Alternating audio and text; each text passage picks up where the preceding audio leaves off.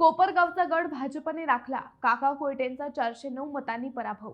आजी माजी आमदारांनी अत्यंत प्रतिष्ठेच्या केलेल्या कोपरगाव नगर परिषदेवर भाजपची सत्ता आली। शेवटपर्यंत चुरशीच्या झालेल्या या निवडणुकीत भाजपचे पराग संधान हे 409 मतांनी नगराध्यक्ष पदासाठी विजयी झाले। त्यांना 18,503 मते मिळाली। पराभूत राष्ट्रवादी काँग्रेसचे काका कोयटे यांना 18,094 मतांवर समाधान मानावे लागले। या निवडणुकीत भाजपने 19 तर राष्ट्रवादीने 11 जागांवर विजय मिळवला। या लढतीकडे राज्याचे लक्ष लागले होते। काका कोयटे यांच्यावर व त्यांच्या समता पतसंस्थेवरील आरोप या निवडणुकीत चांगलेच गाजले। आमदार आशुतोष काळे व युवा नेते विवेक कोल्हे यांनी शेवटपर्यंत ताकद लावल्याचे दिसले। ही निवडणूक शेवटच्या क्षणापर्यंत रंगली। भाजपच्या ताब्यात आलेली ही आतापर्यंतची 5वी नगरपालिका ठरली।